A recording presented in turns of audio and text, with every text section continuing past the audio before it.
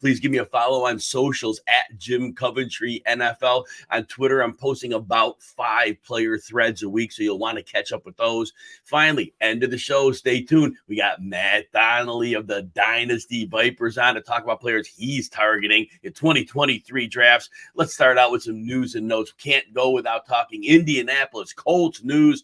Jonathan Taylor formally requests a trade. He meets with owner Jim Irsay on Saturday.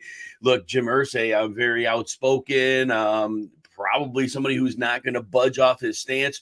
Jonathan Taylor is in a really rough spot. Very difficult to get a trade at this point. As I go to overthecap.com and I'm looking at how much money teams have, certainly if Taylor goes, there's going to have to be a long-term contract baked into this. And I know money can get kicked to the curb on it, and I totally get that. But here's the problem.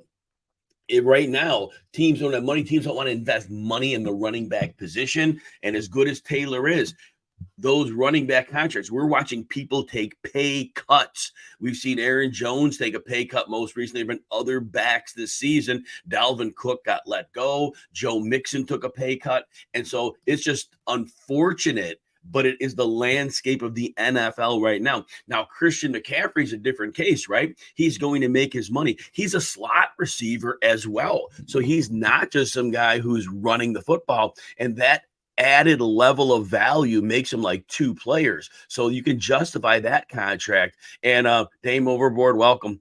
And the thing is, when we look at Taylor, yes, he can catch the ball, but he's not that guy we're going to line up in the slot. He's not that movable chess piece that somebody like McCaffrey offers. Now, Jonathan Taylor has very little leverage here.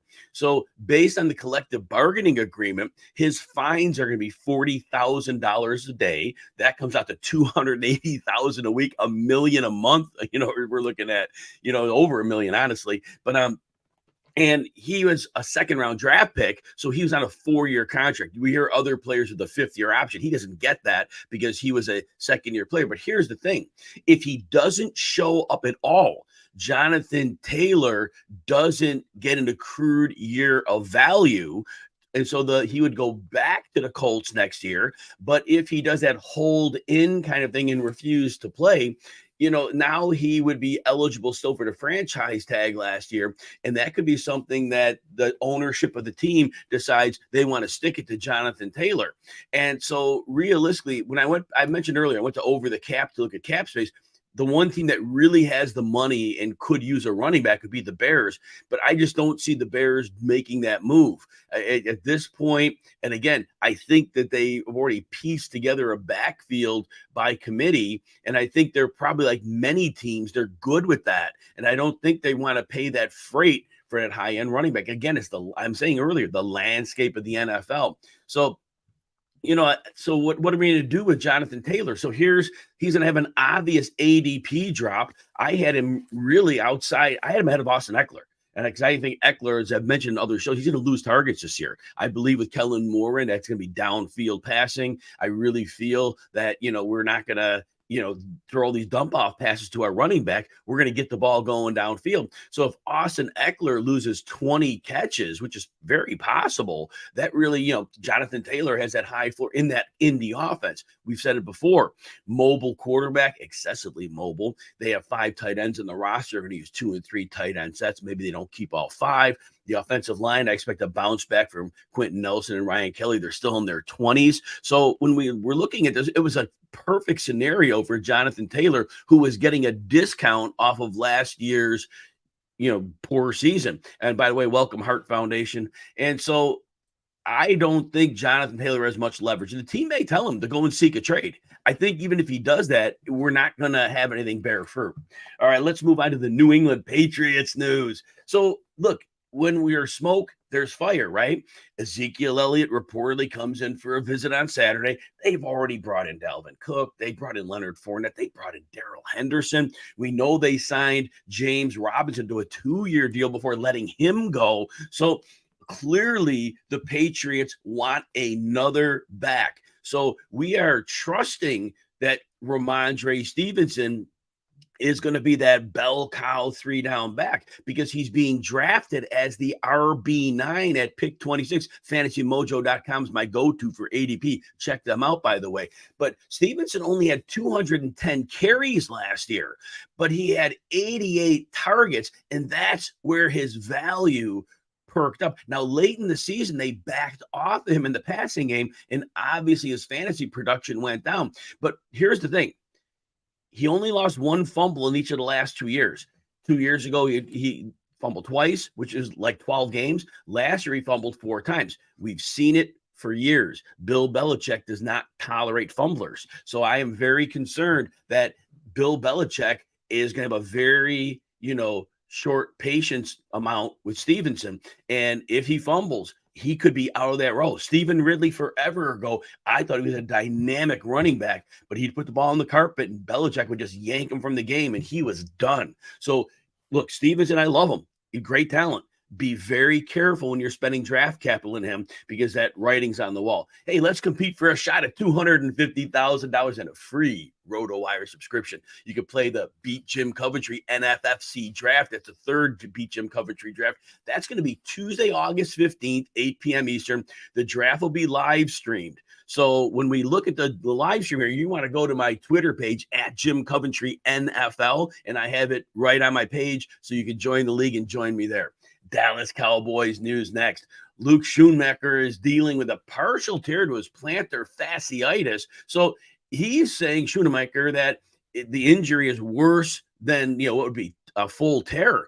But he still anticipates being on the field in the coming weeks. Well, first of all, I thought he was a 2 to 3 year project like most tight ends are. Most tight ends are not coming in year one and playing at a great level. A first round draft pick may be different. This is not Schoonmaker. So when we look at this, I didn't even view him as an option, but I think the fantasy community was like concerned because we had him, we had Peyton Hendershot, my guy Jake Ferguson. We talked about him on yesterday's show. I won't get into boring detail, but at 79th percentile yards after the catch on a small sample size, but he's explosive. Dak Prescott loves the middle of the field. So I think if you're drafting 3 tight ends in a league, or if you're waiting late, and you're drafting 2, I really think Jake Ferguson is going to fly under the radar and help out a lot of teams. Arizona Cardinals news is next. Kyler Murray, no timetable for return. That's not a surprise. We don't expect him to be ready for the season. The team is not likely going to be very competitive. Just remember, Colt McCoy's the veteran, but Clayton Tune, the rookie, is getting talked because he seems to be a better fit for what they want to do with the offense. I heard him mention that Robert Tunyon's having a great camp. The Bears are going to run a lot of 2 tight end personnel. Tunyon's going to get some catches, but don't forget, Cole Kmet has outstanding chemistry with Justin Fields. I believe that Tunyon's going to block more than Kmet, but they both will play. But that's going to be the Bears at 60%, 12 personnel. I'm expecting to see. All right. Moving on here, I want to talk about the defenses. I know we don't all draft defenses, but this might be useful to fantasy players. Just talking about these teams so you kind of get a better grip on things. So first of all, teams you should draft. Look, if you're going to not draft them right away, which I don't like to draft an early defense, look at the Cleveland Browns. What the problem there was, Myles Garrett's elite, right? One of the best pass rushers we know. He had no help. Jadeveon Clowney, great run blocker, but he would get situational sacks, but not a get after it sack guy. Well, they bring in Zadarius Smith. He was a top 10 edge rusher. Now, that alone moves the mountain, right? But they have Delvin Tomlinson in free agency on the interior who can rush the passer, and Agbo Okoronkwo, who was a very good pass rusher in Houston. This is a 4-man potential rush. They could even rotate some. This is going to be solid. And also, remember, Cleveland couldn't stop the run. All of those additional players I just mentioned, they all are not just pass rushers. They can defend the run. So that's going to bolster them there. They also get back some linebackers from season-ending or long-term injuries. That's a big deal as well. Now, the secondary, we like the secondary there. Denzel Ward had a bit of a down year last year, right? They're going to need a bounce back from him. But Greg Newsome and Martin Emerson, they did play well. And here's what we want to add together. If you rush the passer in the NFL, and if you cover, if you do either of those, you're in decent shape. But the unit in the secondary, they have to cover for less time with maybe one of the best pass rushers in the NFL this year. It could be lethal. And also in the secondary, you got Juan Thornhill and Grant Delpit at safety. This is a strong duo. Rodney McLeod is also when they want to go big nickel. They could put him here. I really think the Cleveland Browns, they bring in, I should mention this, Jim Schwartz, the defensive coordinator. He is that guy that doesn't blitz, but he gets great pressure through scheme with rushing four, and he has the pieces. So again, people are not, I think they're mostly sleeping on the Browns. This could be an amazing defense. Now, the second one is a defense that you were drafting him as a top 4 defense a couple days ago, but the Jalen Ramsey injury is going to change it. They are going to drop. And I still think Miami Dolphins are a defense to target. So last year, they were what we call a pass funnel defense. They were lights out against the run. Who cares? Because then you just throw on them. They did have a pass rush. They have 4 to 5 legitimate, outstanding pass rushers in their front 7. They're led by Christian Wilkins and Jalen Phillips. But the thing was, the secondary was problematic. So here's what happens, though. You bring in Vic Fangio. Now, what Fangio will do is Fangio will, just like Jim Schwartz in some ways, they're not at all the same, but they both get that idea of finding a way to get pressure without having big blitz packages, so they can put more players to defend the pass, which is today's NFL. And they'll blur the lines of coverage, Vic Fangio's defenses, by moving players right at the snap. And this is a defense that has long-term success. So by having, they have decent safety, they have great safety play at times. So really, those safeties they have are going to mitigate Xavier Howard, who's aging. Kader Kohu was good last year in coverage, but the extra boost of having Fangio is going to be huge. And then if you happen to hold on to Miami in the fantasy playoffs, you could get him back, and that could take a very good fantasy defense and make them elite. So remember, defenses are very week to week. Now tonight, I'm going to be streaming the Pros versus Joes draft that I'll be in. Other analysts I know, John Paulson, Curtis Patrick, Doug Orth, Theo Greminger, the GOAT District, Mauricio Gutierrez. Right in the platform you're watching, 8 Eastern Sunday night, I'll be breaking down the draft for you. Last defense I want to talk about here is the Buffalo Bills. So the Bills were good in terms of points allowed last year. They did fine with that. But once they lost Von Miller, it was problematic. We're going to watch the camp report. So I say right now, just kind of pause on this. But if Miller looks like he's going to be ready to go, all of a sudden, those other pass rushers who aren't necessarily great, but when they're under like his aura, then that becomes much better. And remember last year, they lost their safeties, Jordan Poyer and Micah Hyde, to injuries. So they are aging, but they're back. Damar Hamlin looks like he's going to play. So awesome there. And then Matt Milano is a coverage linebacker. But together, their offense is going to have leads. So I think we want to take a shot if the Bills defense falls. You don't want to draft them high. And I still think Cleveland is the play. But if you want one of those defenses that's going to go a little sooner, and that's where you're looking to go, I think the Bills are in for a bounce back. But again, keep an eye on Von Miller, and I'll keep monitoring that as well. All right, I'm going to be at the Fantasy Football Expo. So is my next guest, Matt Donnelly, who's coming in. And the week of August 11th to 13th to be at Canton, Ohio. Everyone's welcome to go to the expo. To buy tickets, you just go to thefantasyfootballexpo.com. Now, RotoWire will have a booth there, and I'm going to be on a few of those expert panel discussions. Be like, love to talk to you there. And if you go to Expo Weekend, make sure you find me and say hello. Want to meet as many people as possible.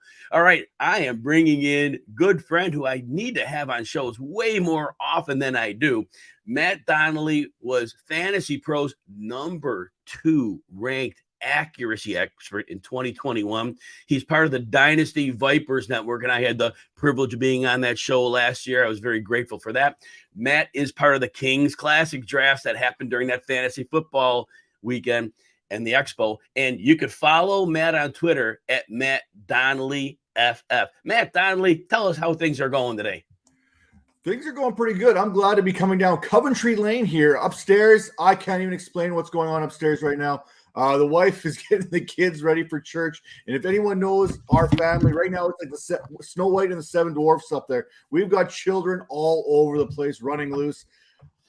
you know what? I love my wife. She's the better half. I don't know if I could deal with that right now. So I'm sure I'm going to have to pay for this a little bit later. But for all intents and purposes, I'm ready to roll. I'm ready to talk some football. We are just weeks away now, right? I mean, the Expo is basically the kickoff to the fantasy football season. All kinds of great panels out there. The drafts. I mean, there's drafts for everybody. It's not just the Kings Classic drafts, which there's the Queens Classic, the IDP Classic, the College Classic, but then there's draft night out. So even if you're not part of the Kings Classic, which, by the way, you're more than welcome to come watch everyone draft, there's draft night out there that has everybody involved. So you're going to be able to draft if you want to draft in Canton, Ohio during that August. I think August 12th, I think, is the day that the drafts are going down.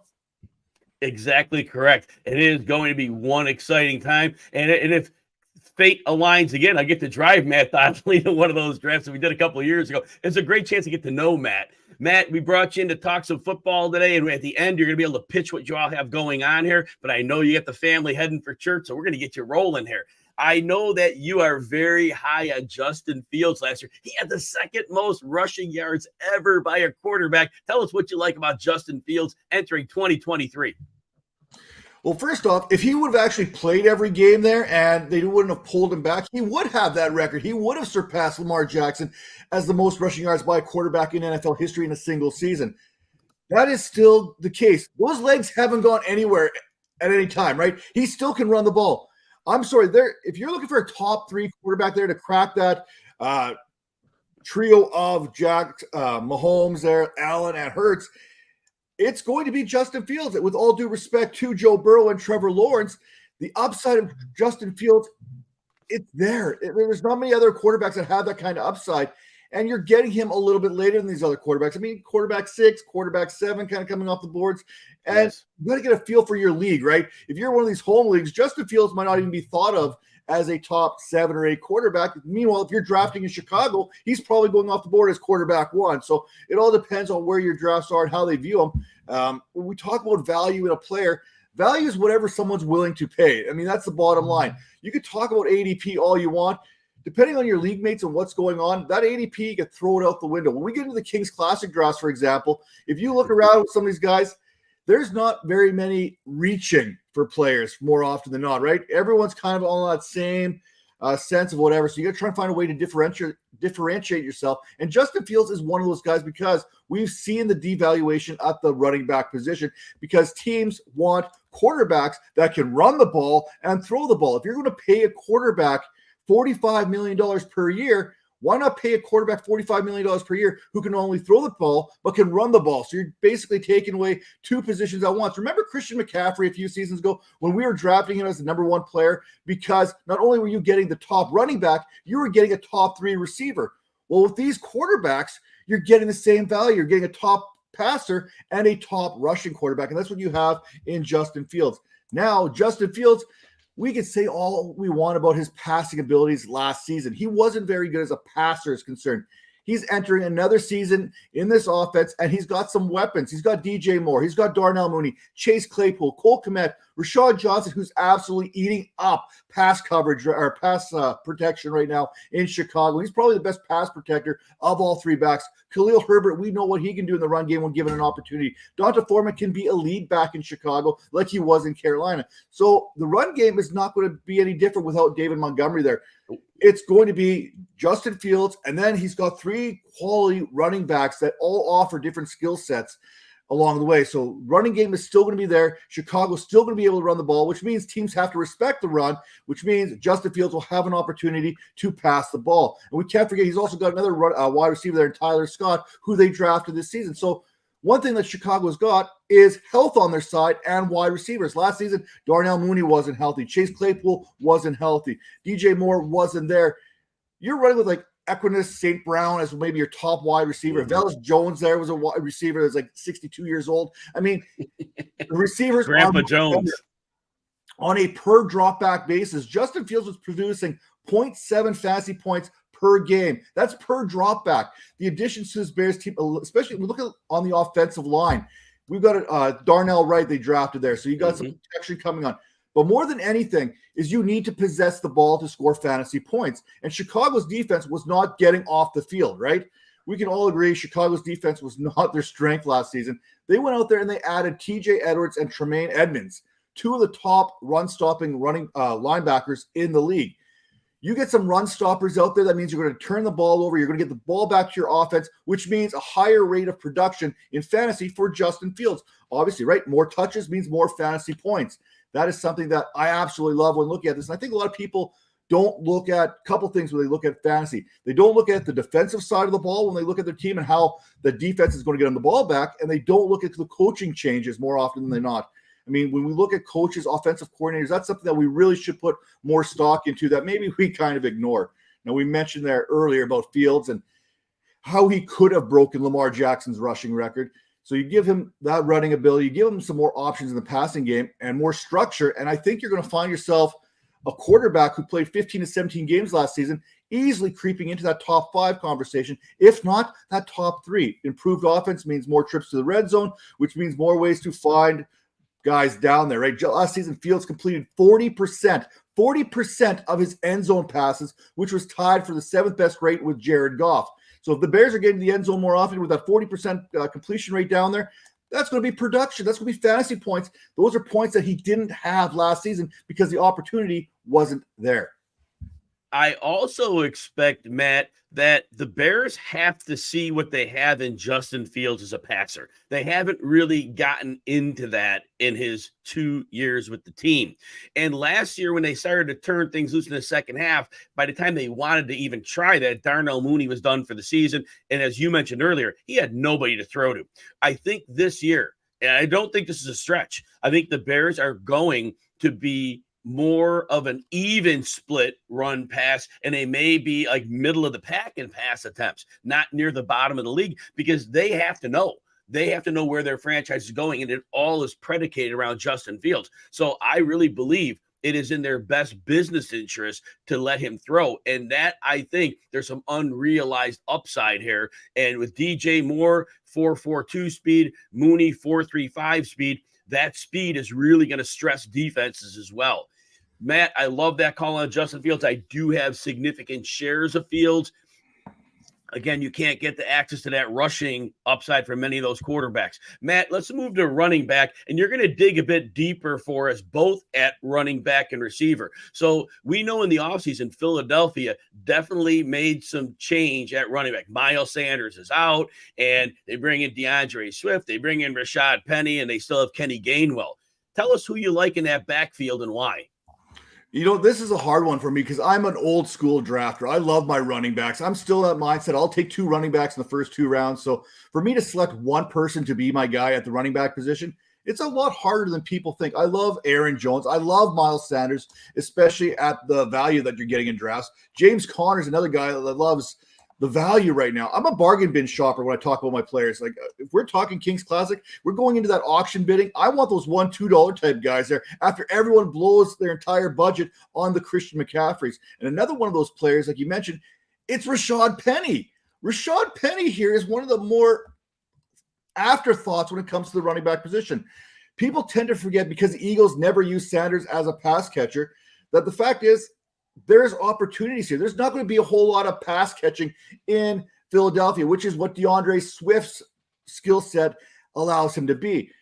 Rashaad Penny has never been that pass catcher, so I'm not worried about Philadelphia not throwing the ball to the backs when we're talking about him. I love Penny, and a healthy Penny is twice the back that DeAndre Swift is in this offense, because Swift brings you that pass catching ability, but the Eagles don't use their backs as pass catchers, so that almost negates the whole difference between them. And Swift is being drafted considerably higher than Penny.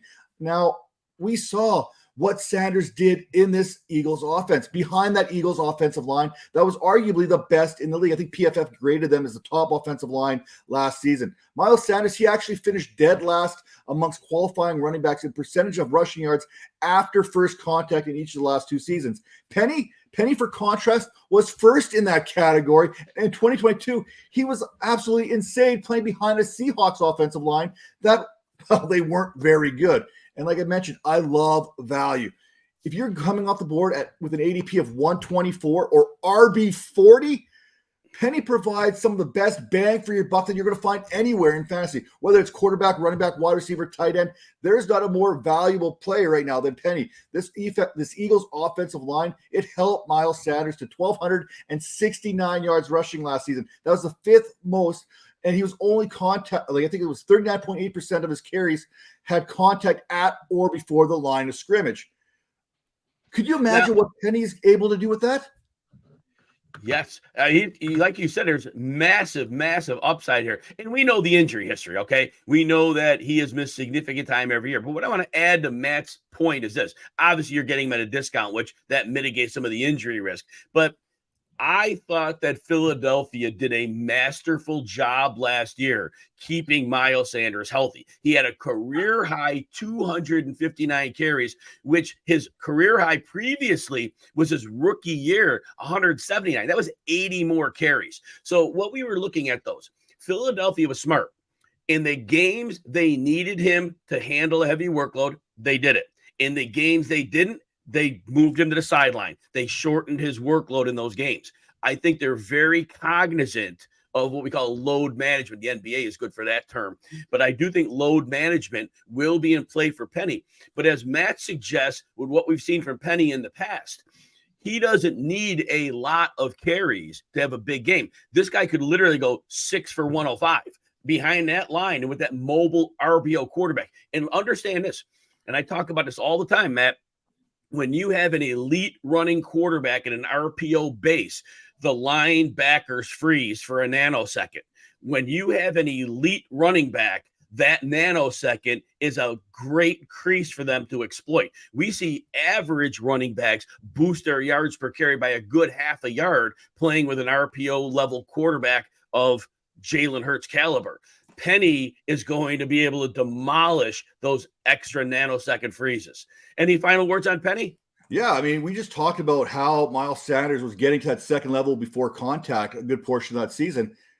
When you look at, I think it was Miles Sanders, Rashaad Penny had about 9.5 yards per carry on runs with no contact before or at the line of scrimmage. 9.5 yards per carry. You're talking about a running back who averaged 5.7 yards throughout his career. And in 2022, his explosive run rate of 10.5%, that ranks second amongst backs with at least 50 carries. So, like you said, he doesn't need that heavy workload to be explosive. He's one of the most efficient running backs out there. And you put a running back who's busting off 9.5 yards per carry before contact with an offensive line that doesn't allow their running backs to get contact until they get to that second level.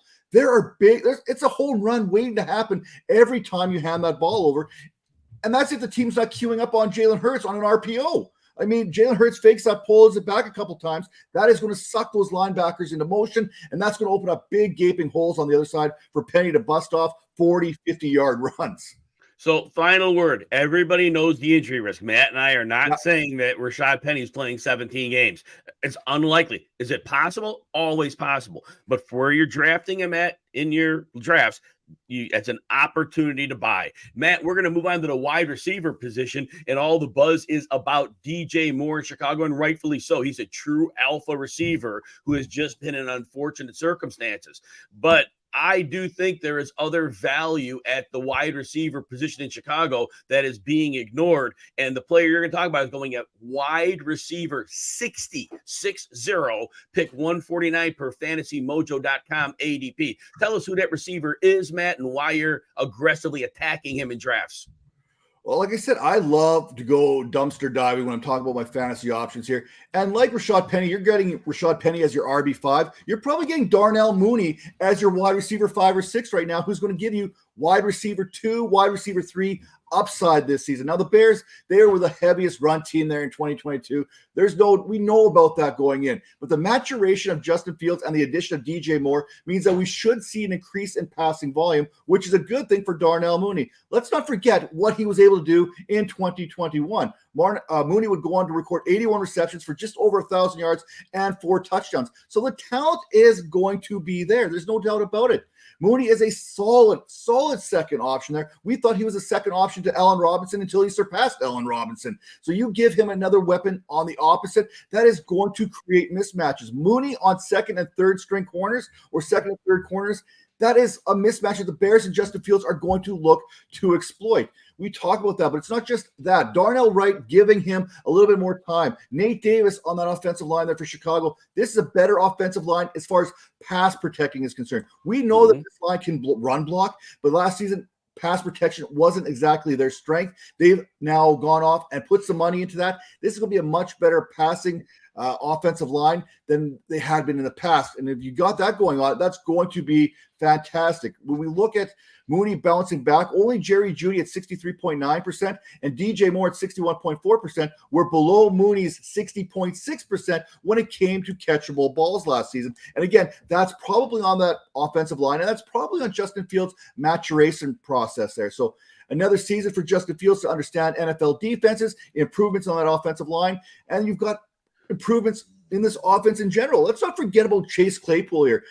Claypool and Justin Fields only played healthy together for like half a game. I think it was the Green Bay Packers game. And in that first half, I think it was Chase Claypool had something like 5 receptions. So we know that this Bears team can spread the ball around. We know that DJ Moore is going to command alpha wide receiver type coverage, which means Darnell Mooney is going to be there. He's one of the better deep ball threats in the National Football League. I think PFF graded him like 18th overall when it came to deep ball at the wide receiver position. And that's something we know Justin Fields, he can sling the ball. We've watched him throw it. He's got a good arm. He's got a good leg. Teams are going to have to respect that. That's going to open up those passing lanes. When we also talk about Darnell Mooney, Matt, what I learned from watching the film in his rookie year was they initially wanted to use him as a deep threat, and they still do to a degree.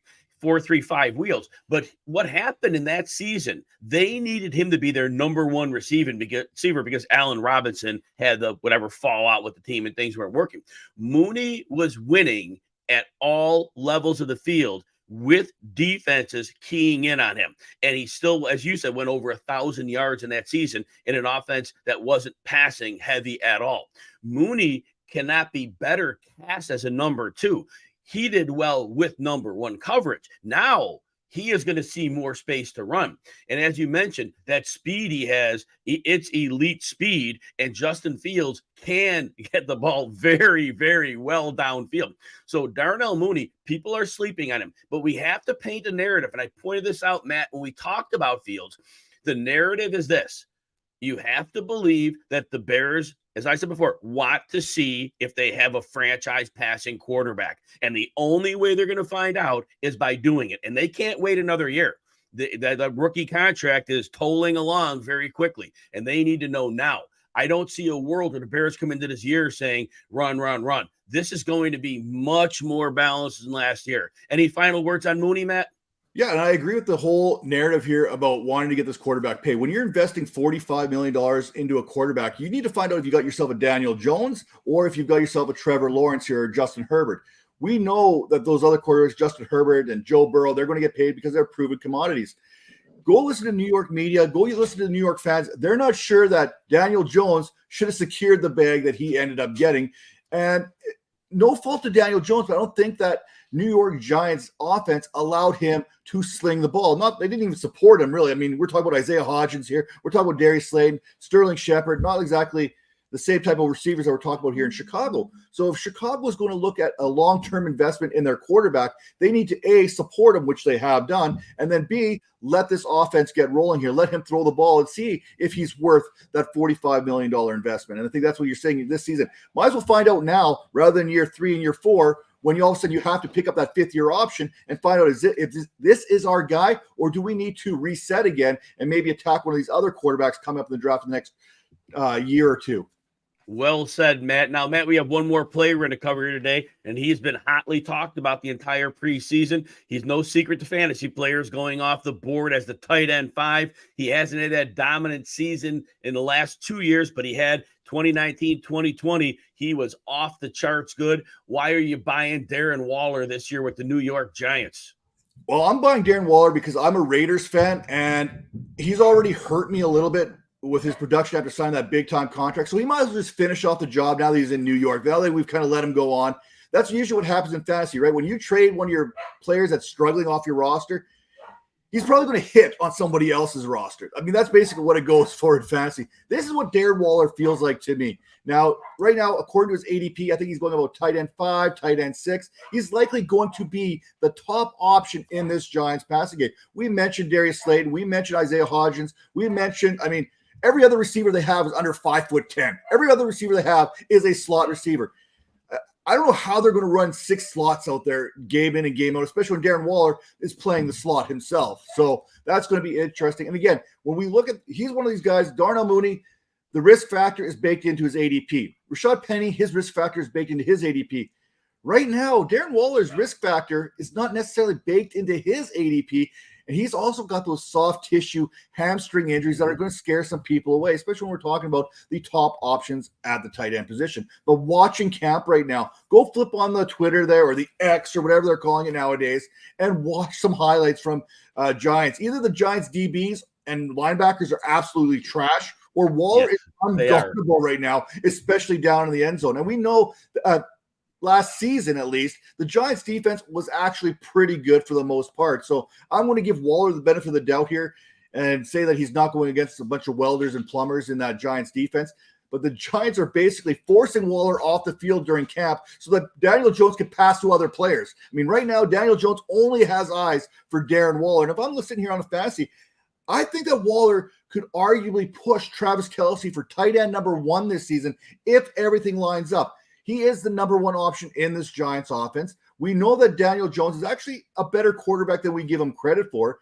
Now that he's got himself a dependable wide receiver or dependable pass catcher, Daniel Jones' stock is probably going to go up, which means Darren Waller, we've seen him produce throughout his career. We've also seen those dips where he hasn't, but those are always going to be because of injuries. And like most tight ends, he's not really a tight end. We might as well just get rid of the tight end position. Once Travis Kelce retires, I guess, get rid of the tight end position altogether because these tight ends are not tight ends. Waller had the second lowest inline route rate last season at 11.4%, and yet he led all tight ends with that average depth of target at 13.6. Waller is basically Plaxico Burress, right, without doing the other stuff on the offseason. Now, Kafka and Dable, that's the secret here. They love to create mismatches. This is why Daniel Jones resurrected his career, because Dable and Kafka are like, hey, we know what you do well. We know what you don't do well. So we're going to use Saquon Barkley here in the play action game, get him running, throw some passes to Barkley, and Waller is going to expose the seams for this Giants team. And Daniel Jones should be able to hit Waller more often than not, especially down in the red zone. Kafka and Dable are the key to Waller's success here in New York. Yeah, it's very hard to argue the upside case. As you mentioned, Brian Dable especially will get the most out of his personnel packages, and we know they brought in Waller for a reason, and he'll challenge defenses. Matt, the only concern I tell everyone, you know this, you kind of mentioned it when you were talking, he has missed 14 of the last 34 games, and my thought is always, those are at 29 and 30 years old. And every year when I do my research, I always look at player ages, and it is stunning how few players are in their 30s and getting it done. One of the reason players retire is because the recovery from injury takes way too long. Keenan Allen last year, 44 snaps through 10 games as he was battling through a hamstring. But we see, and Waller took a long absence from a soft tissue injury. So the concern is he's 31 this year, and of course he looks great in camp because he's healthy. But if he gets that soft tissue injury, that is the problem. I do agree, buying on Darren Waller, just understand the risk. Any final words on Waller? Yeah, I'm all in it. We can't all get Travis Kelce. We can't get Mark Andrews. And by the way, Mark Andrews has some risks associated to him. All these tight ends really have some risk, right? The tight end position is an absolute wasteland in the fantasy world. And I'm telling you right now, Waller's my guy that I'm targeting there. If I can get him in the 6th round, 5th round as a tight end, I'm feeling pretty good about myself. But we know every year, historically speaking, there is a tight end that rises from the ashes like a phoenix. Well, I'm thinking remember Trey Burton, Robert Tonyan, Austin Hooper? These guys all had tight end 1 seasons in the last 5-6 years. We've seen these guys come out of nowhere. Dalton Schultz was a nobody until he was a somebody. So Logan Thomas is another one who comes to my mind. By the way, he's another one who could repeat that performance this season, filling that Travis Kelce type role there in Washington. So every year we know that there's going to be a tight end. It's just it's like tight end roulette. You don't know which one you're going to hit on each and every year. And even at the top tight ends, you don't know which ones are going to bust. Look at the gap between Kelsey and Hawkinson last season. Yep. Hawkinson is arguably the number 2, number 3 tight end, and there's literally like 100 points difference as far as fantasy is concerned. So if you're not getting Travis Kelsey, I'm all about that life of kind of sliding back there, waiting on the tight end, because tight ends 2 through 6 are really tight. Tight ends 7 through 20, it's anybody's guess any given year.